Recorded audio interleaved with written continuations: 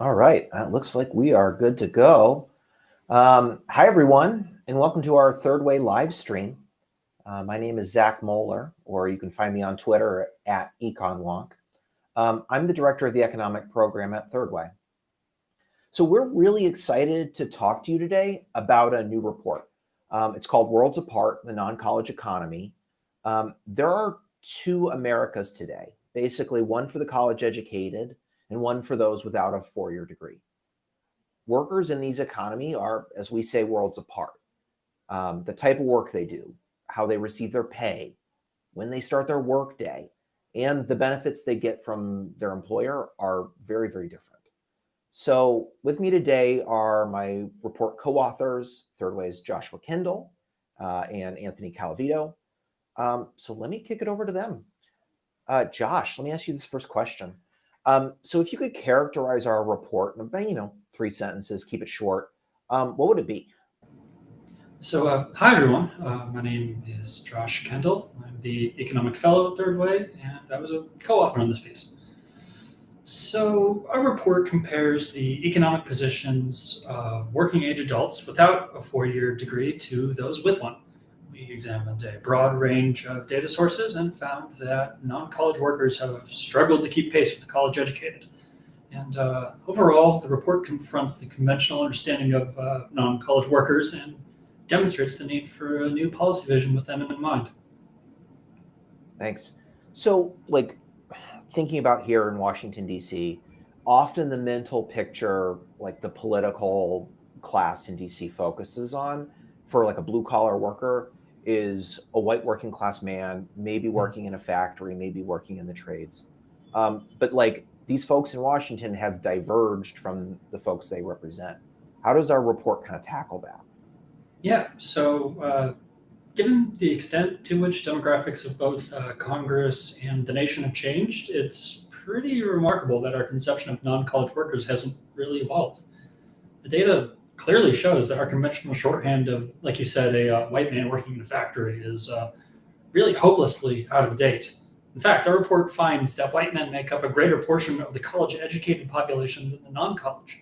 And apart from Asian Americans, non college people make up the majority of every non white group. And we shouldn't overlook women. While slightly more than half of the non college workforce is male, the 52 million female workers are just as important. Yeah, it makes a lot of sense. How is the work that these folks do addressed in our report? Yeah, so non college jobs have changed just as much as the people doing them. While manufacturing production makes up a solid proportion of blue collar jobs, fields such as repair and maintenance, food prep, and healthcare support are just as prominent. So, like a woman who operates her own geriatric care service or a line cook at a Michelin star restaurant are just as representative of the non college economy as a white man working in a Toledo auto plant.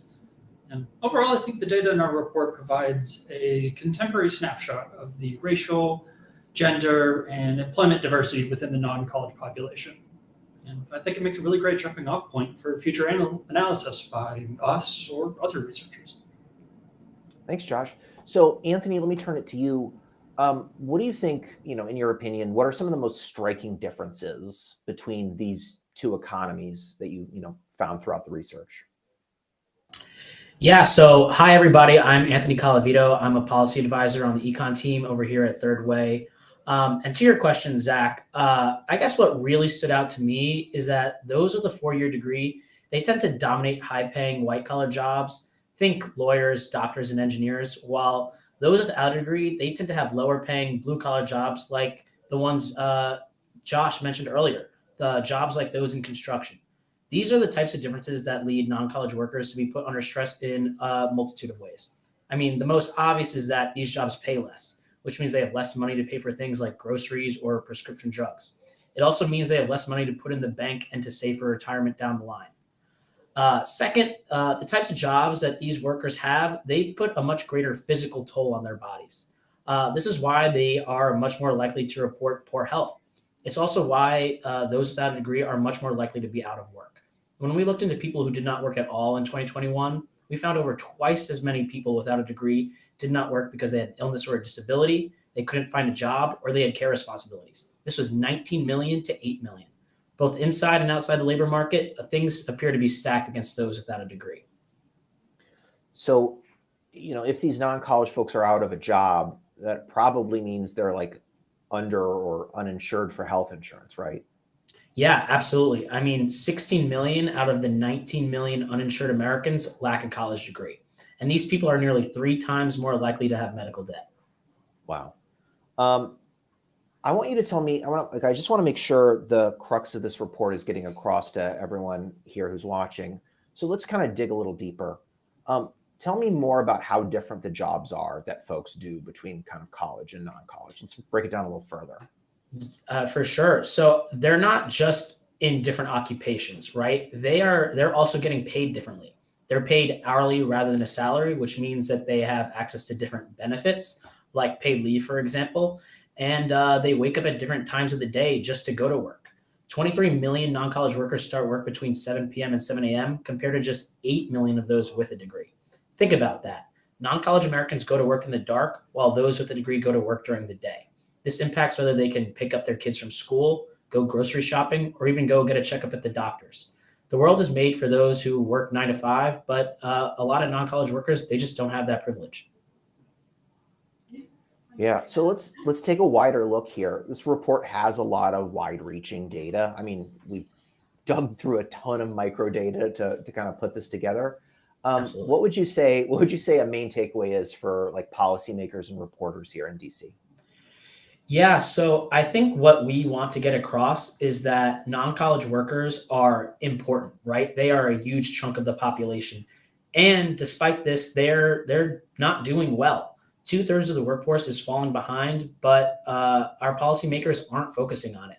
We want folks in DC to understand just how different the lives of those without a degree are. They work different jobs, get paid in different ways, and even go to work at different times of the day. When so many policymakers and people in DC spaces have a 4 year degree, uh, these facts can often be overlooked, and we want to start changing that conversation. Yeah, I agree. We want to definitely change that conversation. And I'll just get a little bit more explicit about kind of what this means for policymakers and give a little bit more of that context here. DC elites in media and policy and politics, they really need to watch out for, becoming out of touch, on this degree divide. And I think our report is helping shine a light on that. If we were to take a retrospective look for a second, like thinking about the accomplishments over the past few years, those are good things, but they're not enough. The big investments that the Biden administration has done to get us out of the COVID slump, the forward-looking things to rebuild our infrastructure and improve our supply chains, improving competitiveness with that Chips and Science Act and the Inflation Reduction Act. That's going to do a lot to help non-college workers across the country. But we really haven't done enough to prepare workers for these jobs, in my opinion, without investments or updates to the national training programs like the Workforce Innovation Opportunity Act, or WIOA in the DC parlance, or passing the National Apprenticeship Act, or any other kind of training, workforce, and skills legislation. We really run the risk of squandering some of the progress that we're hoping to make for the non-college worker. All right, let me hop off my soapbox on skill training for a second, and let me just ask one more question here. Look, what are some parting thoughts for folks before we wrap up? Anything interesting that you think we missed? I'm going to do Anthony first, and then we'll go to Josh. Anthony. Yeah, I mean, this is something that Josh touched on at the beginning. Non-college America is an incredibly diverse group. Nearly half of people without a degree are people of color, and just about half are women. So how well the economy serves those without a degree has important implications for how well other groups are served too. To make sure that everyone is included in today's economy, we need to make sure or all overlooked groups are top of policymakers' minds. So I hope this report will help people think more about those without a degree, so that we can get them back on track to achieving middle class lives. Yeah, thanks. Yeah, and Sorry. Go ahead, Josh. sorry, Zach. Oh, So this means we need to really get the message out there that non-college workers aren't doing as well as their college-educated counterparts, or more folks without a degree than we in Washington think, and it's worth emphasizing just how different their lives are. I think once people start looking at this group more holistically, policymakers can better tailor solutions to the problems that non-college Americans face. Oh God, thanks, Josh. Appreciate it. Thank you, everyone who watched on the live stream. Thanks, Josh. Thanks, Anthony. It was really awesome working with you on this report. And just stay tuned because we've got so much more work coming from Third Way's econ team on this non-college piece. And we're looking forward to sharing it with all of you out there. All right. Bye, everybody.